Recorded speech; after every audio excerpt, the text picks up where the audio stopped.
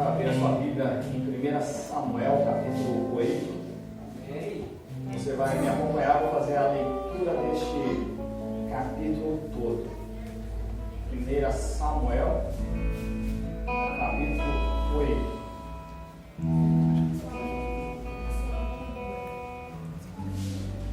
Eu vou ler e você acompanha. Isso diz assim: quando Samuel ficou idoso, nomeou seus filhos como juízes e líderes de Israel. O primogênito chamava-se Joel e o segundo filho Abias. Eles foram líderes em Berseba. Entretanto, os filhos de Samuel não seguiram o seu exemplo.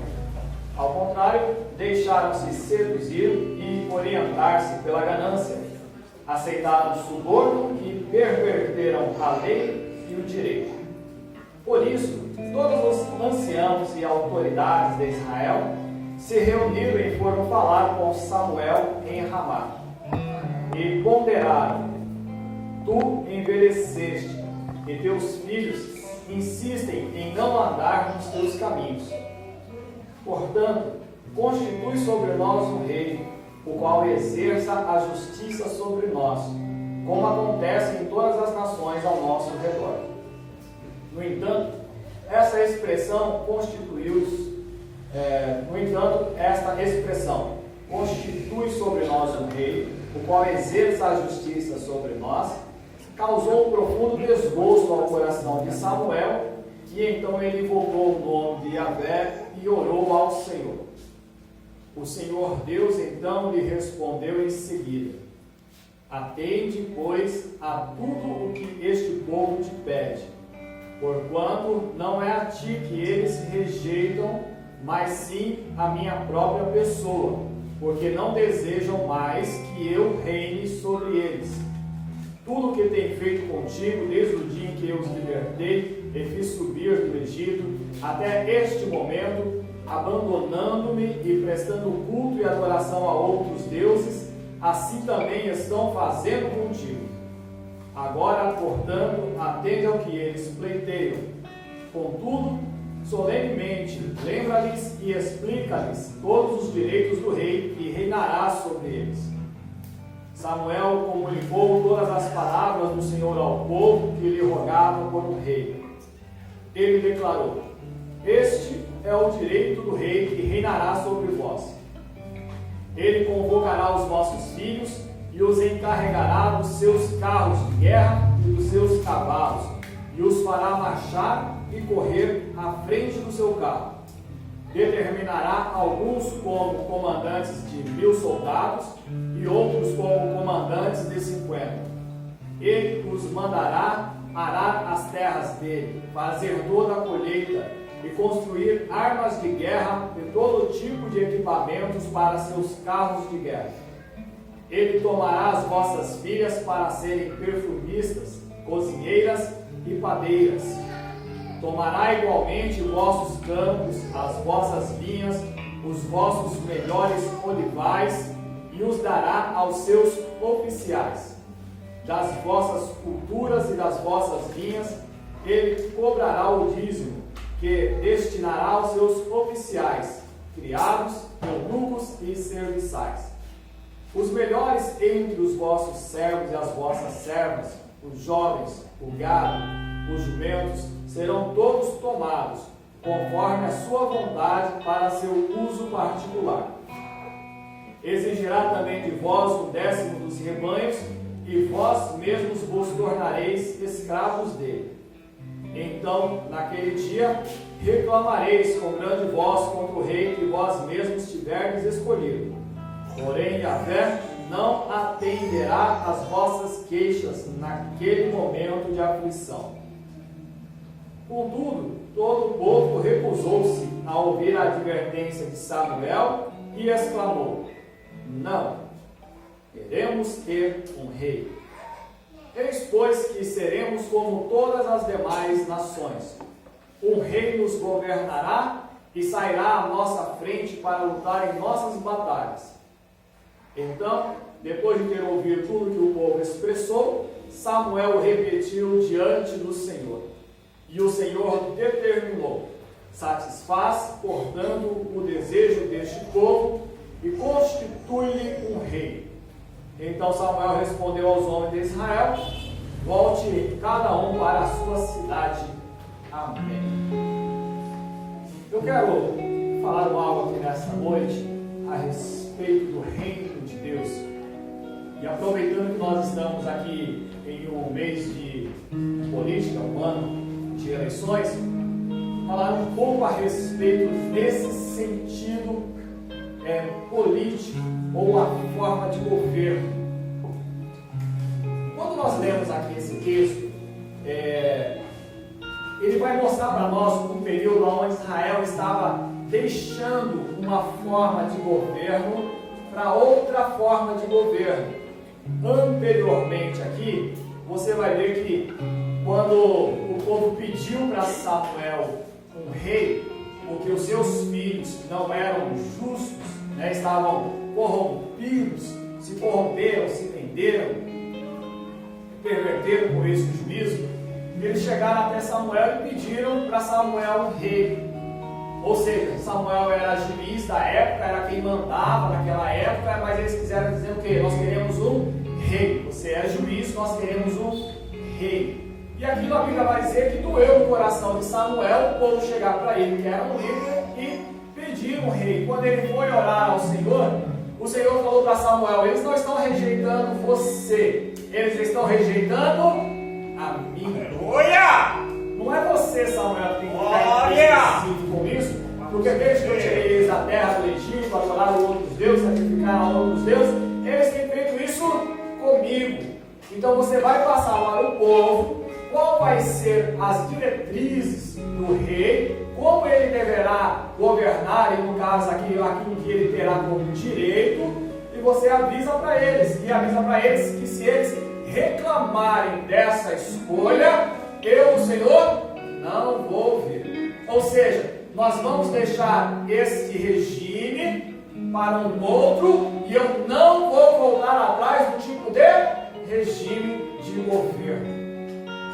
Então esse regime de governo, aonde nós encontramos aqui Samuel como juiz, ele era chamado de teocrático. Isso quer dizer que a forma de governar o povo estava baseada na religião. E com isso Samuel era o líder religioso levantado por Deus. Não só Samuel, como todos os outros juízes anteriormente, como também na época do próprio Moisés como libertador, eles eram governados por Deus. Deus escolhia um líder, e aí ele levantava o indivíduo e colocava ele à frente do povo. Não precisava nós irmos muito longe, então você vai ver como Deus chamou Moisés, você vai ver como Deus chamou Josué, você vai ver como Deus chamou Jefté, como chamou Sansão, como chamou Gideão, como chamou Samuel. Deus é quem escolhia. Então Deus é quem governava. E aí quando o povo disse assim: a gente está cansado desse sistema de governo, nós queremos um rei, eles saíram da teocracia para a monarquia. A monarquia é um sistema, um regime político que é comandado por um monarca, como um rei, como um imperador, que exerce de um modo hereditário e também vitalício, sem qualquer consulta do povo. Ou seja, se eu fosse hoje rei aqui, o meu reino passaria diretamente para o meu filho. E vocês podiam reclamar o quanto vocês quisessem, que não ia ter troca. Do meu filho passaria para o filho dele, e assim sucessivamente.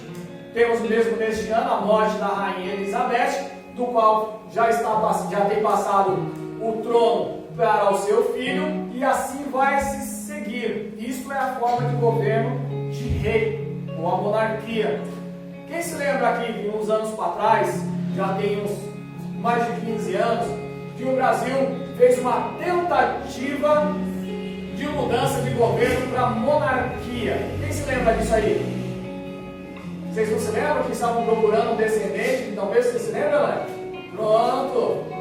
A gente ia sair do sistema presidencialista, que que nós exercemos o direito do nosso voto para um sistema de monarquia. Isso foi dentro do nosso Brasil, ainda bem que a Ana lembrou aqui.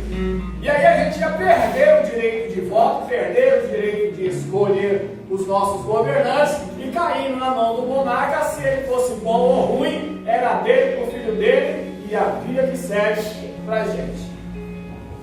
Mas foi essa troca aqui entre aquilo que o povo fez e diferente daquilo que nós vivemos hoje, do sistema presidencial, né, o presidencialismo, onde o chefe de governo também é chefe de Estado e lidera o poder executivo, que é separado também do legislativo e do judiciário.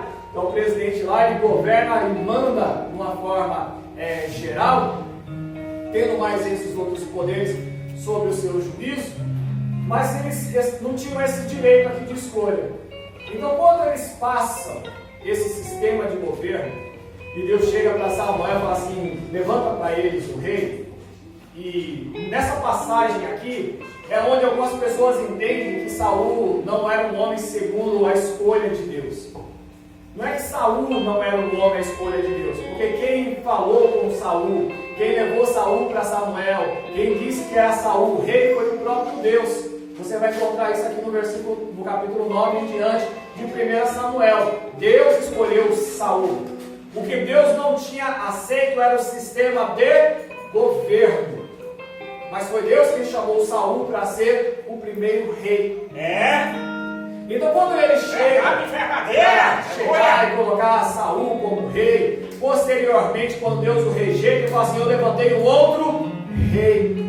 Aí você vê que Deus ainda estava agindo na teocracia, tirando aquilo que nós conhecemos aí como o descendente próximo de Saul, para governar, passando isso para Davi. E aí ele chega para Davi e diz assim, eu vou dar para você uma dinastia, de você para diante nunca faltará alguém que se sente sobre o trono. E aí Deus estabelece realmente a monarquia sem futuras intervenções divinas, baseado na pessoa de Davi, com uma promessa sobre ele. Sempre haverá um descendente seu, Davi, sobre o trono. Aí quando ele vai falar a respeito do filho de Davi que assumiria o trono, ele vai dizer assim, se ele for ruim, não andar nos meus caminhos, eu vou açoitá-lo com açoites de homem, mas não vou desviar dele a minha benignidade, como eu fiz com o seu antecessor. Então veja que Deus estabeleceu a monarquia em Israel.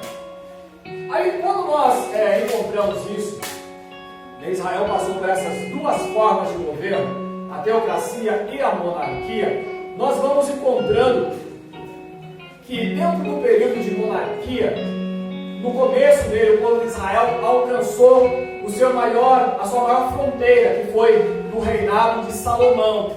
Foi onde eles conquistaram quase toda a terra que Deus havia prometido para eles, quando eles estavam lá no Egito, na sua saída.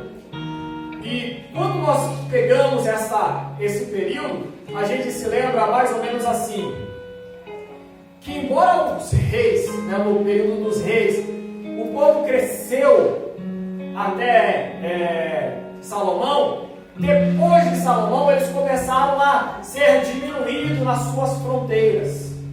Quem lembra aí da parte da geografia, na história do Brasil, vocês vão lembrar na época da conquista, que o Brasil não era desse tamanho, Tinha a linhazinha chamada Tratado de Tordesilhas, onde os portugueses não podiam passar.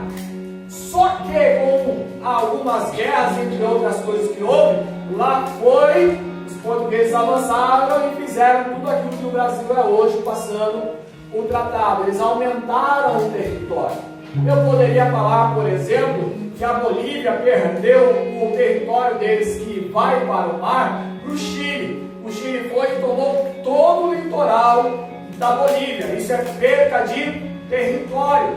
A gente não ouve falar muito desse tipo de guerra hoje, mas se a gente lembrar agora a Rússia com a Ucrânia, você vai ver a Rússia entrando no país, acabando com o território deles, estão fazendo com que eles sejam diminuídos como território. Se após essa guerra a Rússia bater o martelo lá e determinar o tamanho da Ucrânia, vai estar determinado e a Ucrânia vai ser um país que vai ser diminuído o tamanho do seu território. Pode ser que sim, pode ser que não, só que eles já invadiram o território. Então, quando o povo de Israel, no período dos reis, começou a perder território, eles foram perdendo tanto, meus irmãos, tanto, que das 12 tribos só sobrou a tribo de Judá. E foi nesse período aqui, de ter sobrado só a tribo de Judá, que os hebreus receberam o nome de judeus, por causa de Judá. Quando você passa esse período que eles entraram no cativeiro e foram levados para a Babilônia, então você vai ver que esse nome de judeu ganhou força. Eles deixaram de ser povo de Israel ou israelitas e receberam o nome de judeus, porque tudo que tinha sobrado foi a tribo de Judá. E não obstante, a própria Judá foi levada para cativeiro, para a Babilônia. E a Babilônia tinha também o mesmo sistema de monarquia. Lá estava Nabucodonosor como rei e estava liderando as coisas. Mas eu vou usar aqui um termo que às vezes a gente confunde um pouco, que é o termo da política. Política, ela não é só aquilo que nós fazemos aqui na forma de exercer um voto ou ter um candidato. Política é algo relacionado com os grupos sociais que integram a polis ou a cidade, com algo que tem a ver com a organização, a direção, a administração de nações ou estados. É uma palavra já antiga, derivada do grego antigo, que é politeia, que indicava todos os procedimentos relativos a polis ou cidades-estados gregas. Então, quando a gente fala de proposta política, o candidato a presidente, no caso da nossa época aqui, ele tem uma ideia de como ele vai governar, então ele apresenta a sua proposta. Isso é a política, a forma de governo, aqui como nós estamos vivendo, o presidencialismo. Mas aquilo que ele apresenta é a política, a forma de administrar. Isso é política. Então, o Nabucodonosor, quando ele toma o povo de Israel e leva eles para a Babilônia, e não só Israel, como enquanto o Império Babilônico estava tomando o território, ele fazia exatamente isso. Onde ele chegava, ele tomava o povo e transportava para a Babilônia como cativo. Isso era uma forma política de acabar com o território, deixando nas cidades apenas o povo mais pobre e fraco, que não pudesse se levantar contra a guerra, e os mais poderosos iam para Babilônia. Quando Ciro se levanta como governante, já do império tendo crescido, já não sendo mais babilônico, como ele já tinha chegado entre os medos e os persas, o Ciro ele tinha uma política diferente.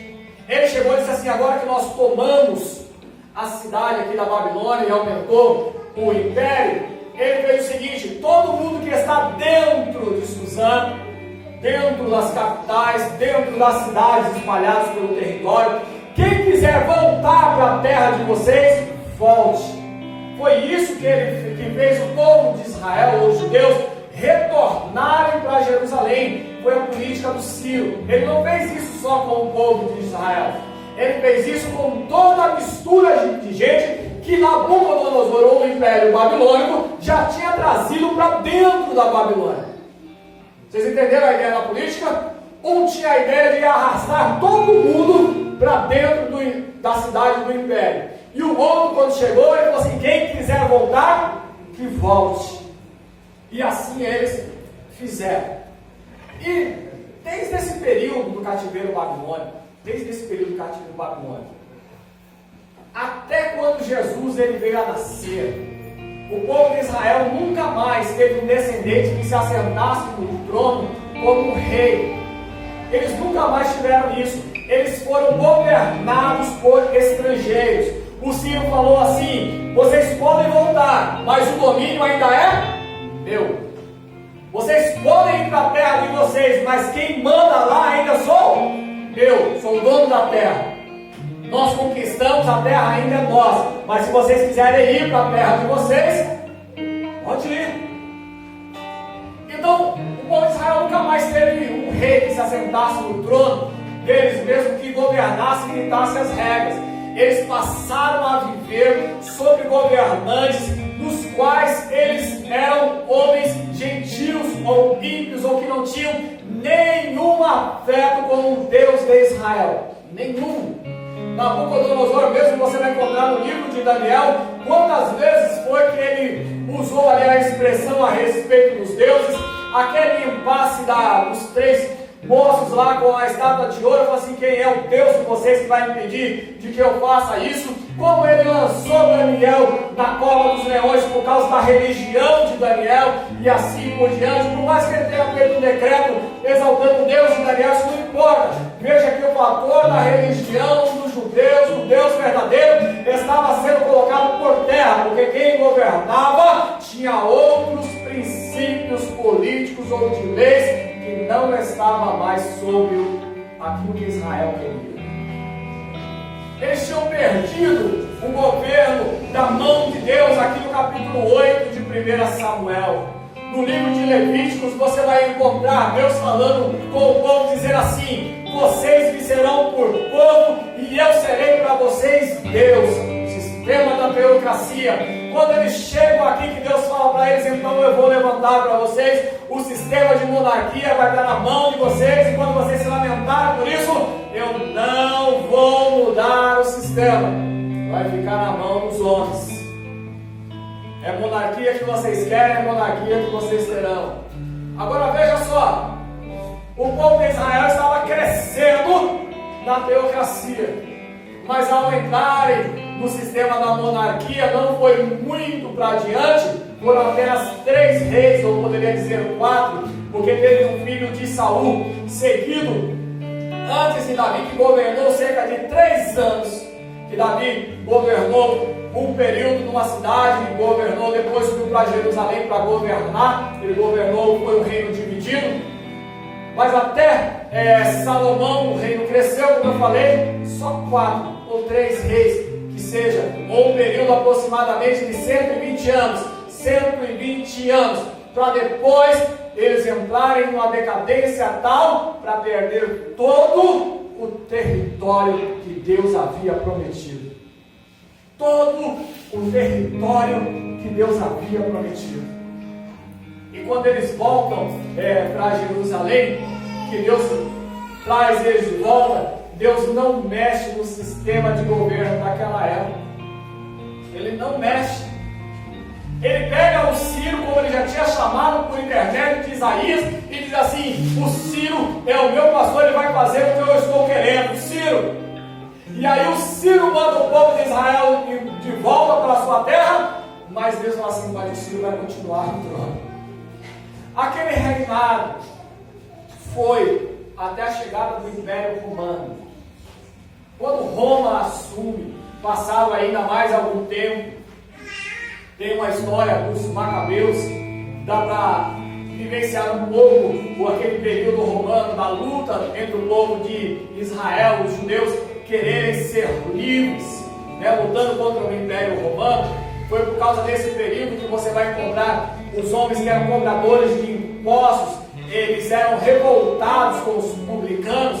Por quê? Porque, por exemplo, como Zaqueu e como Mateus, eles eram judeus e trabalhava para o Império Romano, cobrando imposto, dinheiro de judeu para dar para o cofre romano. Era por isso que o povo judeu ficava louco da vida com aqueles que eram cobradores de impostos. Você está cobrando o meu dinheiro para dar para o Império Romano, vocês estão trabalhando para Roma. Era essa a briga deles. Alguns podiam olhar e falar assim: mas não tem jeito de a gente sair do Império Romano. Então, quando Jesus ele chega, é introduzido no mundo, Jesus ele chega dentro do Império Romano, na época do governo de Roma, que para muitos, quando eles esperavam o Messias, eles estavam esperando o Messias chegar para acabar com o Império Romano e devolver o reino a Israel. Foi foi isso que os apóstolos chegaram para Jesus quando ele disse que estava indo embora. Falou assim: Senhor, quando é que o Senhor vai voltar para devolver o reino a Israel? Aí ele falou assim: não pertence a isso aí para vocês saberem essas questões dos tempos. Eles estavam querendo isso. Há uma ideia de que Judas traiu Jesus como uma tentativa de golpe político. Ele queria que Jesus, ao chegar diante de Pilatos, dos governantes romanos ali na época, ele tomasse então a força e destituísse Pilatos e Herodes do trono do governo sobre o Israel. Foi quando Jesus, ao invés de se levantar e para dizer assim: agora eu vou reinar sobre Israel, Jesus, ele silenciou-se e deixou ser levado à morte. E aí é onde Judas retorna, cheio de remorso, para dizer assim: eu traí o sangue inocente. Era algo para dizer assim: não era para ter acontecido isso. Eu estava pensando que ele ia tomar agora o reino. E Jesus, ao invés de acabar com o reino ou o Império Romano, ele se deixa ser preso e ser condenado sem abrir a boca em defesa própria. Só que quando Jesus ele entra, era onde o povo de Israel, eu falei isso aqui, que o povo de Israel estava querendo a ideia da liberdade de governo, né? Voltasse a Israel ter um rei sobre o trono, na promessa divina da descendência de Davi. Eles estavam esperando que então fizesse a revolução e aí Israel fosse libertado do Império Romano. Só que Jesus ele entra no mundo, dentro do Império, e logo após o seu batismo, lá em Mateus, que é tido como Jesus o Rei, o Evangelho do Rei, ele vai dizer assim que Jesus ele começou a pregar dizendo o seguinte: arrependei-vos porque o reino de Deus está próximo. Então Jesus já estava na ideia, chamando novamente o reino de Deus, ou o reino dos céus. Só que o que o povo estava esperando era o reino de Deus chegar com cavalaria, com armas de guerra, com luta para libertação do povo. E não foi o que Jesus ele fez. Então quando nós chegamos naquela passagem de outros 3 anos aproximadamente do ministério de Jesus, e nós lemos aqui João capítulo 19, Jesus ele foi condenado à morte por um crime político. Sabe aquilo que a gente chama hoje por esse lado político? É porque o país não mata um indivíduo, não tem pena de morte, mas o Império Romano tinha. Então quando Jesus ele é pego, qual foi a acusação que trouxeram para Herodes? Se alguém se faz rei, é contra César.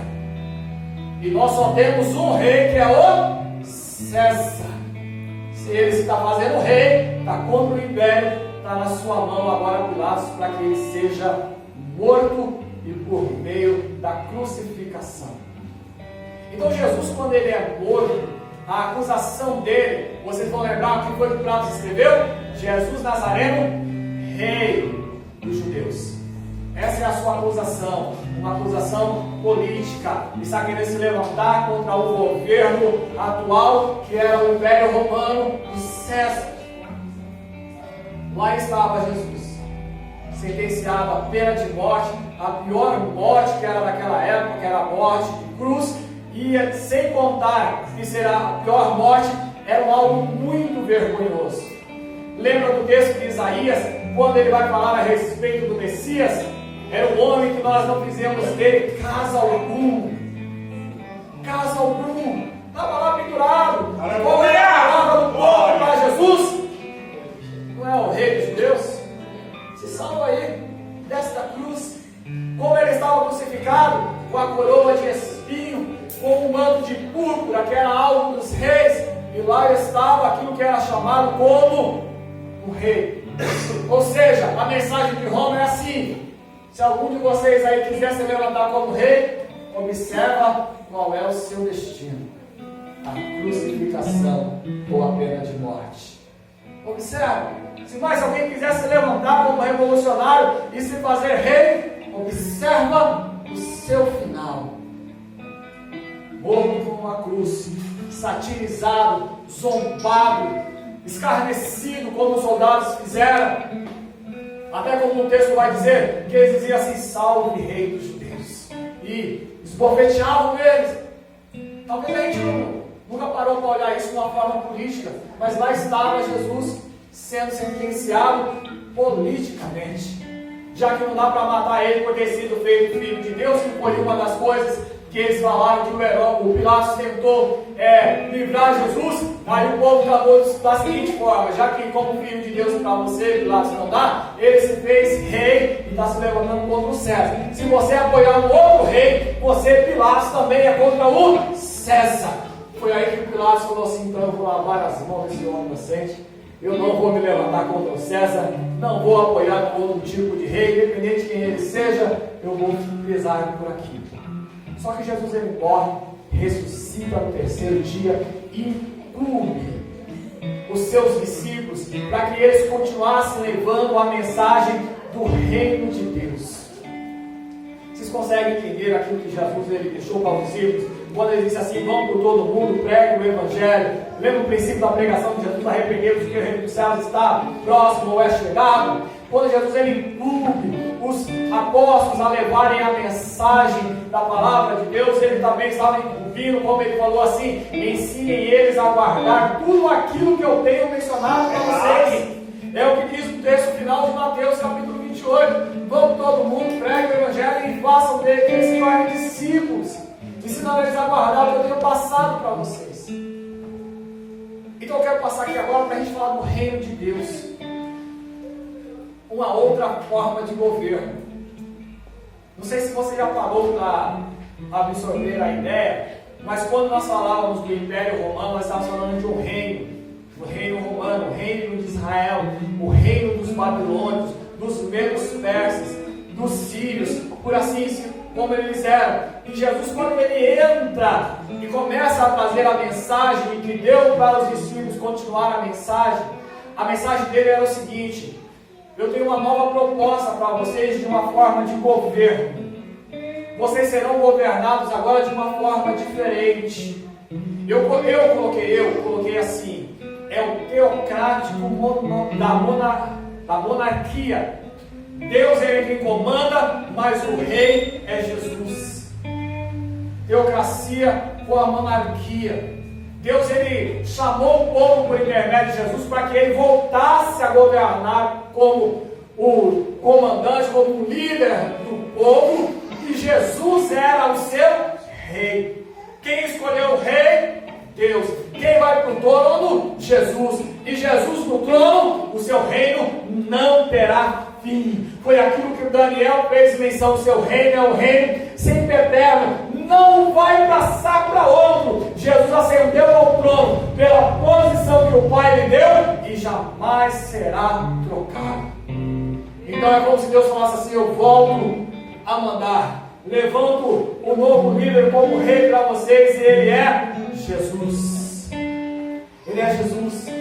Foi por isso que quando eles olhavam para Jesus, algumas pessoas clamavam: Jesus, filho de Davi. Estava reconhecendo nele a descendência real. Quando Jesus estava crucificado com aqueles outros dois ladrões, um deles falou assim: lembra de mim quando o Senhor entrar no seu reino. Eu estou reconhecendo que o Senhor é rei. E aí Jesus disse o que para ele? Hoje mesmo você vai estar comigo.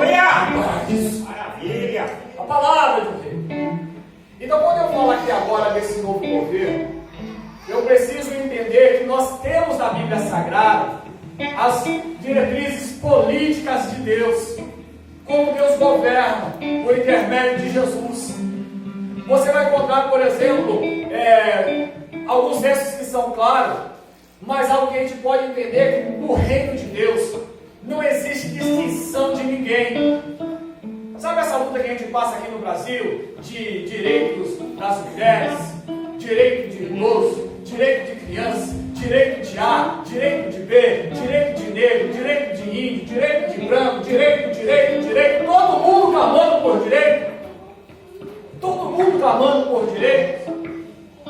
A Bíblia vai dizer para nós em Colossenses que Deus, para Deus em si, não tem diferença se é escravo ou se ele é livre. Não tem diferença se ele é judeu ou se ele é grego.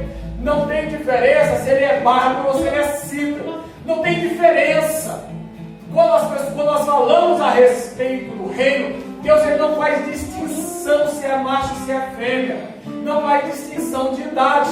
Você vai encontrar no livro de Atos dos Apóstolos, quando Pedro pega para falar da palavra a respeito do batismo com o Espírito Santo que havia acontecido naquele dia, ele diz assim: isso aqui foi aquilo que foi profetizado por Joel. Nos últimos dias Deus derramaria do seu Espírito sobre toda a carne.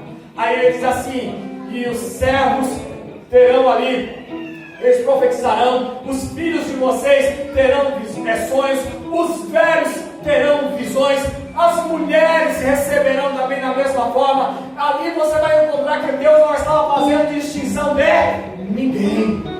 Você é criança? Tem a minha atenção. Você é adulto? É uma mulher? Tem a minha atenção. Você é um idoso? Tem a minha atenção. O que eu dou para uma criança, eu dou para o idoso. Eu dou para o adulto, eu dou para a mulher. Eu dou para o livre, eu dou para o escravo. Você já viu alguma conversa desse jeito? Não, porque Deus ele olha para todos nós. Então o reino de Deus nos tem todos por iguais. Isso é a forma de Deus tratar. Eu estou falando da questão política. Então, quando nós somos tratados com igualdade, a gente precisa observar as propostas que estão sendo colocadas para nós. Você quer ver uma outra coisa no reino de Deus, na base da sua política? É que no reino de Deus, ninguém vai ficar sem casa. Não vai ter nenhum sem teto, nem sem terra, ninguém atrás de movimento algum. Qual foi a palavra de Jesus em João 14? Na casa do meu pai tem muitas moradas. E se não tivesse, eu avisaria para vocês, mas eu estou indo e vou preparar lugar para cada um. Quando eu preparar, eu volto e levo vocês para lá. Percebe que não tem ninguém sem teto, nem sem terra no céu ou no reino de Deus?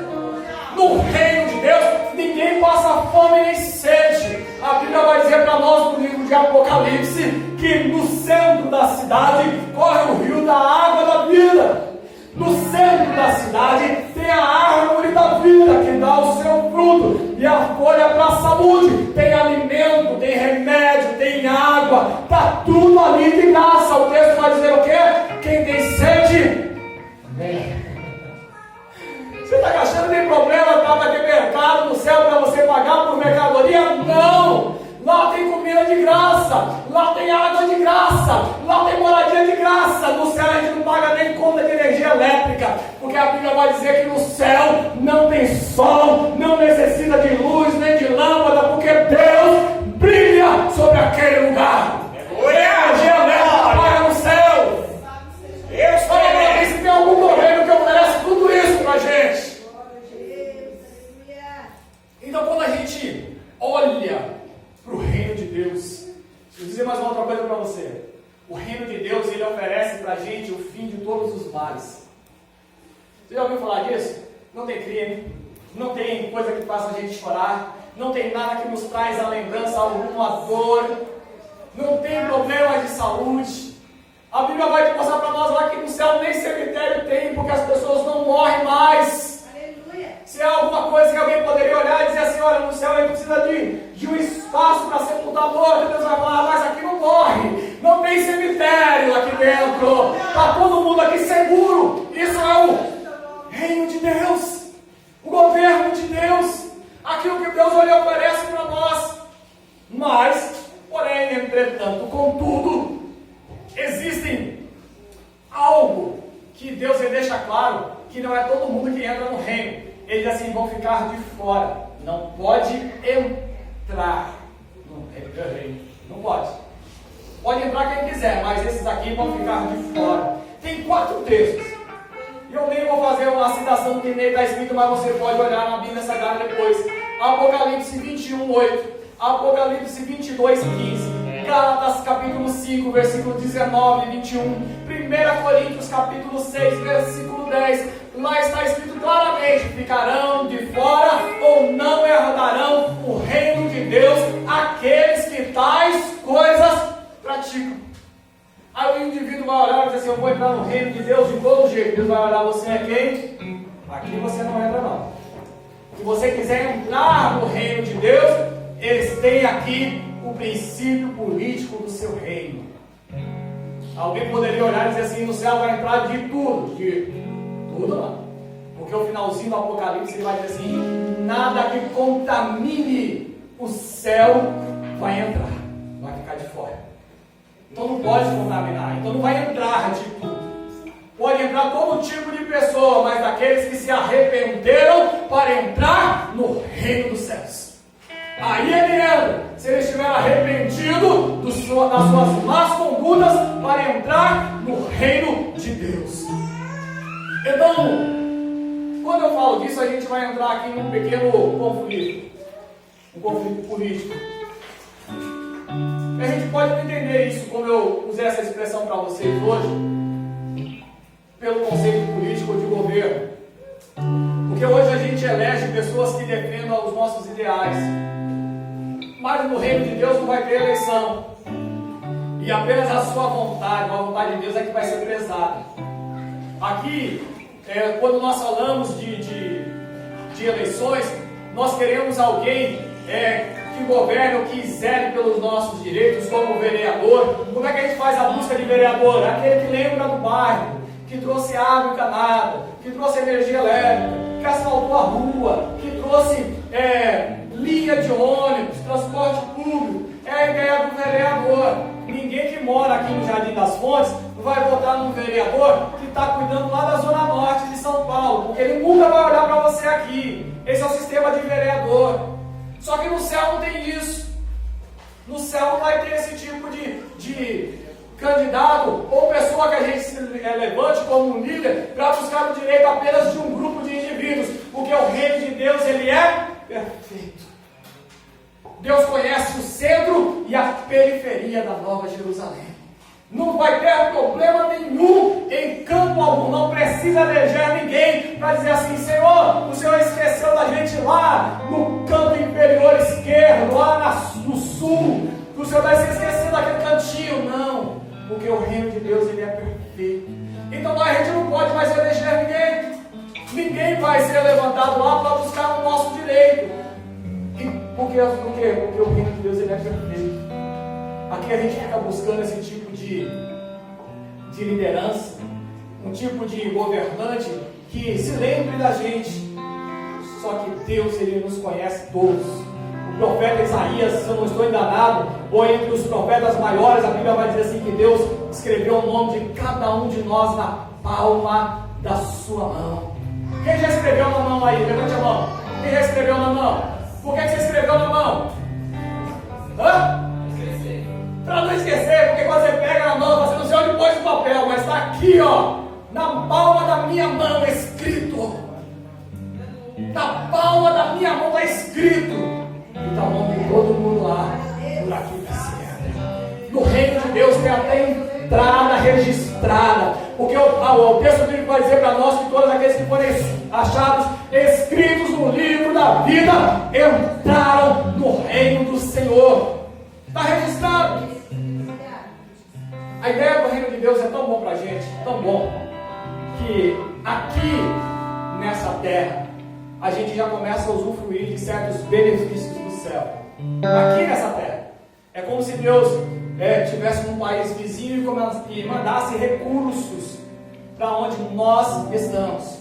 Recursos esses, como Jesus falou assim: olha as aves do céu, que não semeiam, não plantam, e Deus alimenta elas. Olha as flores do campo, que não descem, não fiam, e elas um dia nascem, no outro se vai, e está naquela beleza toda. E aí Jesus fala assim: e quanto mais valem vocês, homens de pequena fé, porque o Pai está cuidando de todos nós.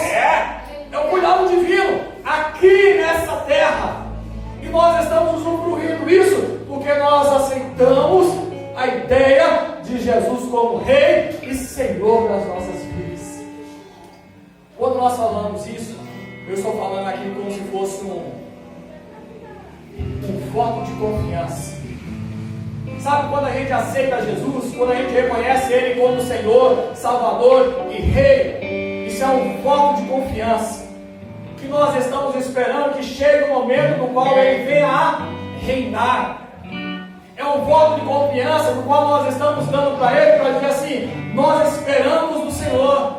Sabe a ideia política, quando o pessoal fala assim, fulano é assim, ciclano é assim, e faz toda aquela ideia, eles estão querendo dar uma ideia na nossa mente para a gente dar um voto de confiança naquele indivíduo. É uma forma semelhante a isso, quando nós aceitamos a Jesus, nós estamos dizendo assim, eu quero ser governado e estar dentro do reino desse indivíduo aí. Foi isso que o ladrão da cruz falou, quando o Senhor entrar no seu reino, lembra de mim. Quando você entrar no seu reino, Senhor, lembra de mim. E lá estava a palavra de Jesus. Então você e eu, que nós já entregamos a nossa vida para Jesus, nós já demos o nosso voto de confiança para Ele. É aquilo que a gente está esperando, entrar no seu reino. E eu vou relembrar, hein? No reino de Deus, você pode esquecer essa ideia de eu preciso de alguma outra coisa, de alguma ideia nova, algum direito aqui que eu não estou tendo, porque lá não vai ter essa ideia. Nós que estamos aqui, aqueles que já abraçaram, os outros que quiserem entrar, eles sempre serão bem-vindos, porque Deus ele não quer deixar ninguém de fora. Qual é a palavra que Paulo escreve a Tessalonicenses? Que a vontade de Deus é que todos sejam salvos. É todos. A entrada ela deve ser colocada para todos. O Senhor não se esquece de ninguém. Você quer ver que nem de indigente ou mendigo, por assim dizer, o Senhor se esquece? A parábola do pai que realizou as bodas do seu filho vai dizer que os convidados se recusaram a entrar nas bodas. E aí o pai fala para os seus empregados: sai pelo meio das ruas, campos e valados, pega todo mundo que se achar pelo meio do caminho e coloca ele dentro da minha festa. Eu quero todo mundo aqui dentro. Todo mundo. Quem não quiser vir foi convidado, quer ficar para fora, pois que fique. Mas a minha festa ela não vai ficar vazia. Para quem está satisfeito, irmão, para quem comeu churrasco hoje, ou para quem teve um casamento hoje, vai olhar assim para amanhã e vai dizer assim: eu estou satisfeito daquela festa que eu vou. Eu não vou na festa, eu vou lá, vou dar minhas congratulações e falar assim: eu estou muito satisfeito, a menos que seja glutão, né? Isso é um detalhe. Estou muito satisfeito, eu não vou para a festa de vocês, mas muito obrigado. Agora pensa para quem está com fome: você é festa de graça? É. Eu posso entrar? Pode, e vai receber roupa quando entrar lá também. Fala assim: pois eu estou dentro, vamos embora agora. É agora ou é daqui a pouco? É agora, pode pegar o caminho que nós estamos chegando para lá. Então, se alguém acha, por exemplo, que a ideia do reino ela é muito dura, você também pode ir embora, mas pensa bem, porque um dia Pedro olhou para Jesus e falou assim: Senhor, a multidão está indo embora. E aí Jesus falou assim: você quer ir com eles? E Pedro respondeu o quê? Senhor, para onde é que a gente vai?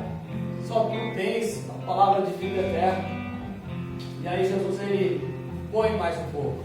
Então a gente precisa olhar. Então eu quero te convidar nessa noite aqui para você dar esse voto de confiança para Jesus, esperar o seu regresso para a gente então entrar no seu reino.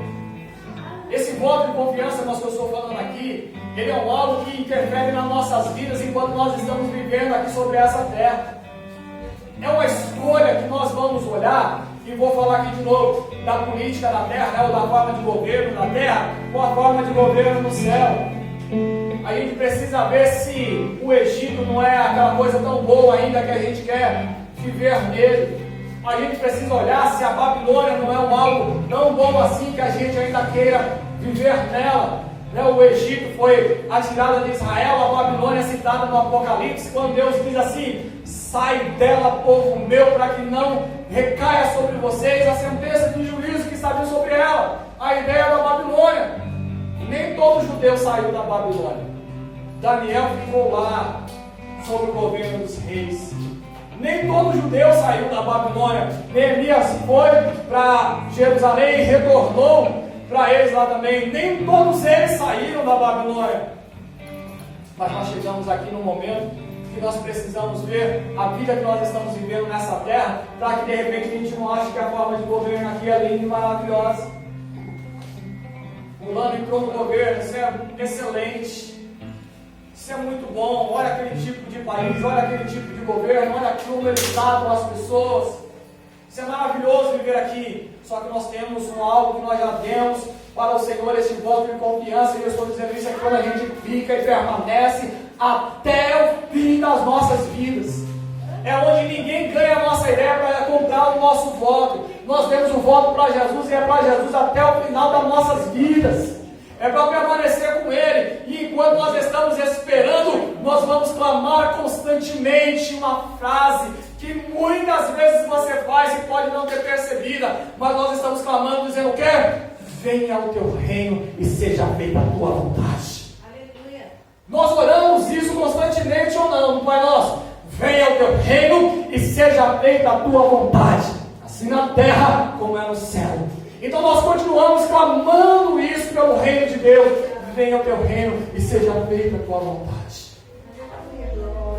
Quando você for orar, que você fizer essa citação, venha o seu reino e seja feita a sua vontade. Entenda que tem algo de Deus preparado para nós, melhor do que a vida que estamos vivendo sobre esta terra. O venha ao teu reino e seja feita a tua vontade. Nós abrimos mão das nossas vontades para que a vontade de Deus seja feita. Amém. Olha, talvez algum político possa entrar no céu. Talvez.